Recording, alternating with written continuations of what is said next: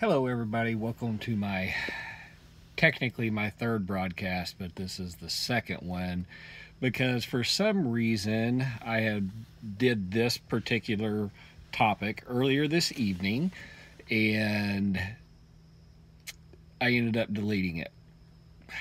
The YouTube showed that one, it had been uploaded, and then there was a second copy that was having problems uploading, so I told it to stop, and it ended up deleting both of them. So I apologize. The topic that I wanted to talk about tonight is infidelity, and the reason I want to talk about infidelity is because that is probably my biggest insecurity that I have. And you know a little bit about my first wife. You know that me and her got a divorce. Well, the reason that we got a divorce was because of infidelity, and not on my part. So she she got caught having an affair on me, and we ended up getting divorced over it. Later, I found out that it was multiple affairs, not just one. And if you haven't been through that situation, then God bless you, number one, because it's horrific. It's probably one of the worst emotional turmoils that I have ever been through in my life. And I'll tell you, as a man, you start to second guess, I guess, your manhood whenever that happens. You know, what did I do to cause this? What could I have done differently? Did I spend enough time at home? Did I spend enough time with the kids? Was I working too much? What did I do to put myself into this situation? And I was very careful. I was very careful and always made sure that I wasn't put into compromising situations to where it would even give her any idea or a thought pass through her head at all that I was having an affair. It's just something that an old friend of mine once told me a long time ago. God bless him. He's passed away. Was to never allow yourself to be put into a compromising situation. There should never be any guessing, that could he be, could he not be, having an affair. So I was very, very careful about that. Sorry, I've got doors opening around me and stuff. I was always very careful about that. I would never go out to lunch or something, a business lunch with a female unless there was somebody else present. That was probably my biggest one. I wouldn't take, company trips or anything with a female in the car unless somebody else was with me. Just not doing anything to make it look like I was doing something, if that makes sense. And, I didn't text message with other girls or talk to other girls. I didn't look at girls as they walked by on the street, anything. So, long story short, I went through so much emotional turmoil, wondering why this had happened to me,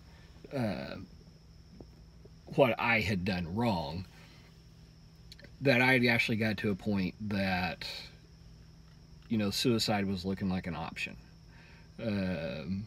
Okay, it was more than an option, all right?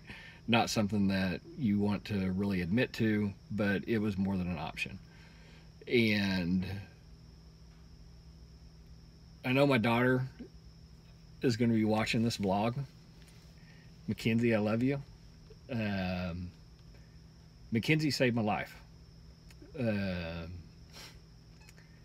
hard for me to talk about. I'm sorry. Uh, there's only one other person that knows this story, um, and that is my best friend and my fiance, Morgan.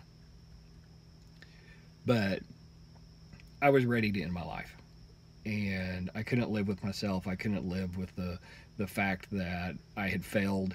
I had, brought this upon myself, um, and it was all my fault. And the only thing that saved me was Mackenzie was 6 years old, and I was in the garage, and I heard her from inside, which she shouldn't even been up. She should have been asleep, but I heard her say "Daddy," and it was like something clicked in my head, and I was like, "What in the hell am I doing?" I've got two babies in there that are my life. They are my soul. I mean, I live for those children. And Mackenzie saved my life that night. And I'll never be able to repay her for that. Um, and she's my daughter. I don't have to repay her for that, you know. But infidelity, let's get back here. That's what brought me to that point. And, you hear stories all the time about people committing suicide or murders or whatever that revolve around infidelity. And the thing that I think is important to remember, and I don't know the exact Bible verse, but you can look it up, and God talks about um, infidelity, and the mere thought the mere thought of doing something is infidelity. God teaches us that in the Bible. And so that doesn't mean that two people have to have sexual relations to be unfaithful. All they have to do is have a thought, just one of them. And I mean, come on, guys, I know we're the worst. You see a girl walking down the sidewalk, you know, you have that. Sorry, I'm hearing noises. Um, it's flirting, it's teasing, um, it's emotional. It can be an emotional affair. Anything that you should be sharing with your partner, if that is your boyfriend or girlfriend or your fiance or your spouse or your life partner. Don't believe in that, but I'm going to throw it out there because it still fits into this topic. Your significant other, the person that you have entrusted your life, your love, and given yourself to them, anything that you take away from them and give to somebody else is infidelity. And so that can be sexual, it can be emotional, it can be whatever. So, and I know emotional affairs are a big deal as well. People texting back and forth, um, doing sexting is what they call it.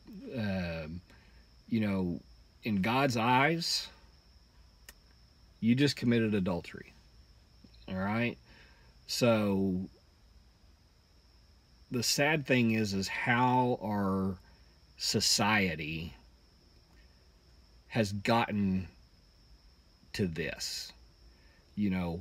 My parents are still married. My dad's parents were married until the day they died. Um, we don't see that anymore. I have 3 sisters. So out of us 4 siblings, there is only one that has not been divorced. So the other 3 of us have all been divorced at least once. So what does that do to my children? You know, I watched my kids go through the divorce, and it was agonizing. Countless times of me and Kinsey crying together, um, Camden having emotional breakdowns at school. He was 4 years old at the time. Um, it affects everybody. And for what? You know, how did we get to that point? Well, I believe it's a couple different reasons. Number one, I believe that everybody is living for now. All right? That simple. Drive down the street, count the 7-Elevens. One of the most expensive stores you can go into, 7-Eleven. Count the number of McDonald's, Taco Bells, whatever other fast food restaurants you have, Burger King, Wendy's. Count them up. You know, we are a world of convenience. We are a society that has taken the path of least resistance and what is easiest for us, because what we want it right now. We're not willing to work for it. We're not willing to wait for it. We want it, and we want it now. Well, that's starting to reflect into our society's morals. Okay? The second thing that I believe is that our society as a whole has gotten a lot more selfish. And, you know, we do for ourselves. You know, forget them. I'm going to do for me. All right? It's what I say. It's what I want to do. It's how I want to do it and when I want to do it. There is no more compromise. There is no couple sitting down and discussing things. We're selfish. We're all selfish. You know, I'm not throwing a blame on, you know, a particular side of the fence. It's everybody. You know, you sit down and you look at your life and, you know, tell me if you're selfish or not. We all act selfish at certain points in our life, you know. So I believe those two factors are playing a huge role in this infidelity. You know, I want to do what I want. I want to do it now, and I'm not willing to wait for it. So if this is what feels good now, then this is what I'm going to do. And it is plaguing the marriages and the relationships, you know, in this country. I can't speak for other countries, but it's destroying them. And it's not only, you know, destroying that relationship, but it's destroying the children's lives that have came out of that relationship. You know, if me and my first wife would never have went through that and would still be married today, then my children would be different people. Is that good or bad? I don't know, because I don't know what they would have been. But I do know that certain troubles that they went through, certain trials that they had to go through, challenges that they had to overcome, they would not have had to do if that one person would have said, you know what? It's not about me, and I don't need it right now. I can wait. You know, and that's really, for the way I see it, that's really what it boils down to. And this is a very, very topic that's close to my heart because, you know, like I said at the beginning of the broadcast, I am extremely insecure in this area. And having an insecurity is not something that you just get with somebody and automatically that insecurity is gone. It takes time. And in some cases, it takes a lot of time to be able to get over that insecurity. And it's tough. Everybody has their own insecurities. This is my number one, that top of my list that I battle with every day of my life. Um, and it's a hard battle. You know, one word can trigger me. You know, one expression, um, anything, can just trigger that anxiety to where it can get so bad that it can almost incapacitate you. And that's where I think that your partner has, you know, both sides, I'm not trying to put it on one person, both partners have got to understand that whenever, you know, they committed to each other, if it was through just a simple commitment, I don't care if you're dating or if you're married. I don't care if you've been dating 2 days. I don't care if you've been married 50 years. A commitment's a commitment, and that commitment should be upheld. And whenever you make that commitment, you're making that commitment to that other person, that you are giving yourself to them. You are giving them your mind, your heart, your body, your love, your devotion, and the list could go on and on and on. And all of that stuff belongs to the other person. Yeah, that leaves you wide open to get hurt. I agree. It does.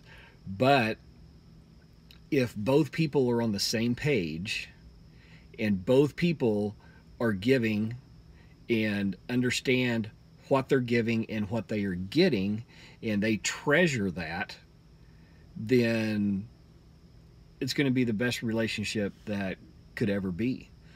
And I know I'm starting to ramble now, and I apologize for that. I kind of go off on a bunch of different tangents on this subject because it makes me pretty emotional, myself. The infidelity, sexually, emotionally, is destroying our country. It's destroying our relationships. It's destroying our children. And, the only people that can do anything to help fix it is us ourselves. This isn't something that, government can or even should step in and try to regulate or something like that. That's just a bunch of bullshit. People have to start taking ownership of their lives. They have to start taking ownership of their partner's life. And they've got to understand that I'm not in this, by myself. I am not in this for the here and now moment. And they got to push through it. And,